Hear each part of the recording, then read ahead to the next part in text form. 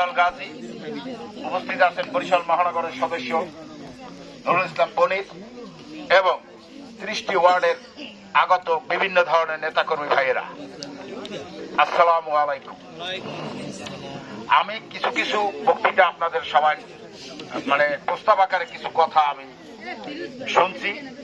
যেরকম একজনে বলছেন যে আমরা আফরোজা খানম নাসরিনের ইতে থাকবো কেন, এই জন্য অনেক মানুষে অনেক কিছু বলে। আমি আপনাদের একটা কথা জবাব দেওয়ার জন্য বলছি যে আপনারা জবাব দেবেন এইভাবে যে আফরোজা খানম নাসরিন বরিশাল মহানগরের যেভাবে ভূমিকা রেখেছে আন্দোলন সংগ্রামে, বর্তমানে যারা চাঁদাবাজি, টেন্ডারবাজি এবং দখলবাজি করে তারা কিন্তু এই আন্দোলন সংগ্রামে ছিল না। আন্দোলন সংগ্রামে নেতৃত্ব দিয়েছে তারেক রহমানের হুকুম অনুযায়ী। তারেক রহমান আফরোজা খানম নাসরিনকে বরিশাল মহানগরের সদস্য সচিবের দায়িত্ব দিয়েছিল। 2 জন নেতা মেডিকেলে ভর্তির পর, কারণ জানেন যে সাদেক আব্দুল্লাহ তাদেরকে উপহার দিয়েছিল, 2 জনের মনে হয় রক্তাক্ত করেছিল। সেই আন্দোলনে আমরা সবাই ছিলাম।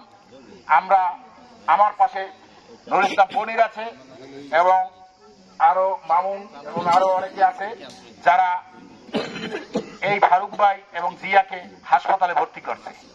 কিন্তু তাদের এমন কৃতজ্ঞতা আছে যে তারা এমন ভাবে কৃতজ্ঞতা প্রকাশ করছে যে পনিররাও চেনে না, মামুনরাও চেনে না, যারা তার উপকার করলো শেষ সময়, তারা যদি হাসপাতালে না নিত তাইলে হয়তো এই 2 জন আরো ঝুঁকিপূর্ণ অবস্থায় থাকতো।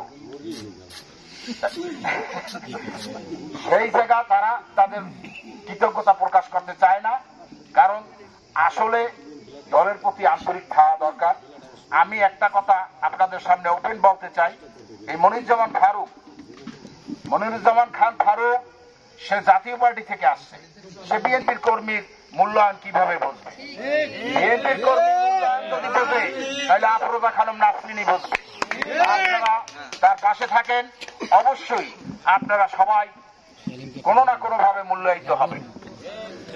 এবং আমরা আফরোজা খানম নাসরিনের কাছে আমি বরিশাল মহানগরের পক্ষ থেকে একটি অনুরোধ করব, তফসিল ঘোষণার আগে আমরা কোনো ডিসিশন না নেই।